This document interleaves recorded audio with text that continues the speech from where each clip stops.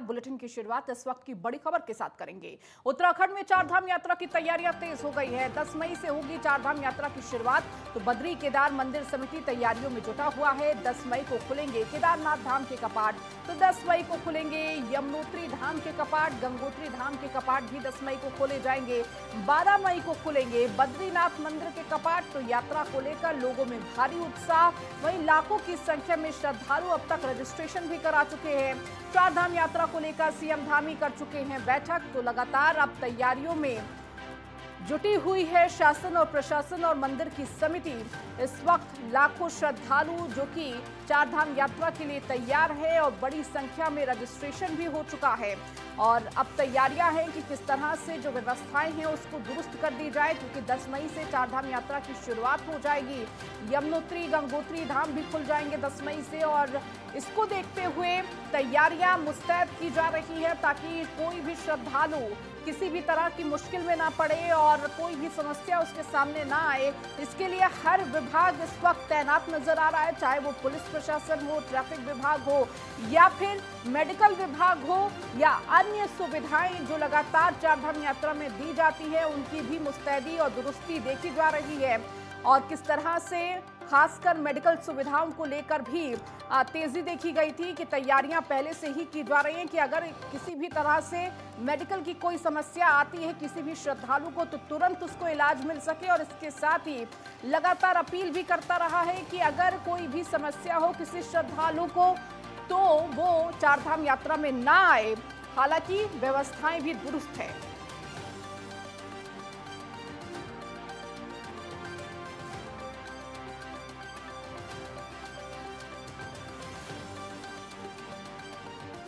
और हमारे साथ जुड़ चुके हैं उपेंद्र सिंह राणा इस वक्त। उपेंद्र, चूंकि चारधाम यात्रा को लेकर तैयारियां तेज हो गई हैं, समय कम बचा हुआ है, 10 मई से ये यात्रा शुरू हो जाएगी। अभी क्या कुछ तैयारियों में देखने को मिल रहा है?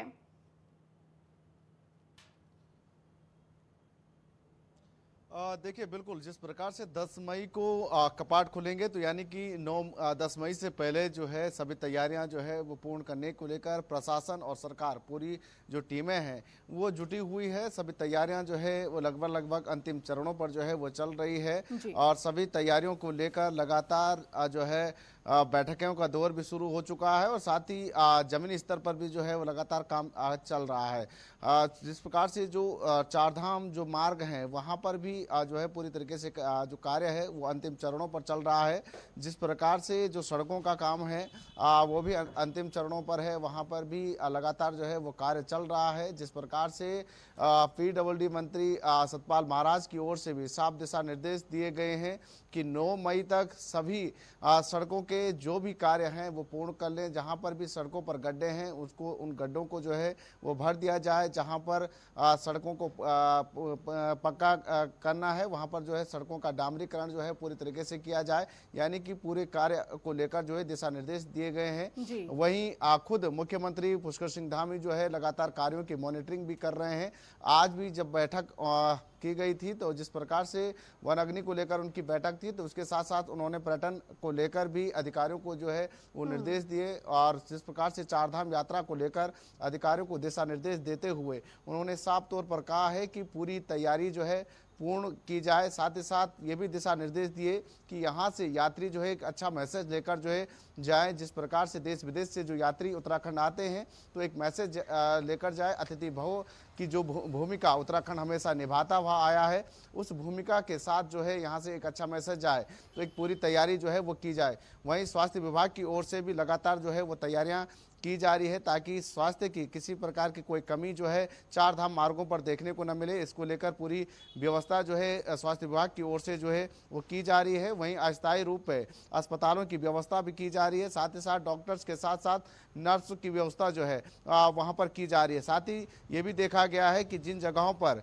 जो दमे की समस्या जिस प्रकार से यात्रियों को ज़्यादातर देखने को मिलती है, जिस प्रकार से केदारनाथ मार्ग की बात की जाए या यमुनोत्री धाम की बात की जाए, जहाँ पर पैदल चलने के मार्ग मार्ग हैं वहां पर वैकल्पिक व्यवस्थाओं के साथ साथ जो है स्वास्थ्य सुविधाएं जो है वहां पर रहेगी। उसके साथ साथ एम्बुलेंस की 24 घंटे व्यवस्था जो है वो रहेगी। यानी कि गौरीकुंड में जिस प्रकार से जो व्यवस्था रहेगी कि अगर कोई यात्री केदारनाथ में किसी की तबीयत अगर खराब होती है तो हेली सेवा के साथ साथ जो है एम्बुलेंस की जो व्यवस्था है वो भी जो है वहां पर रहेगी और उनके लिए जो है पूर्ण स्वास्थ्य सुविधाएं जो है उनको जो है वहां पर मिलेगी। यानी कि प्राथमिक उपचार के तौर पर जो है जो अस्थायी अस्पताल जो वहां पर बनाए जाएंगे वहां पर जो है प्राथमिक उपचार उनको मिल सके ताकि किसी भी प्रकार की कोई दिक्कत जो है यात्रियों को ना उठानी पड़े।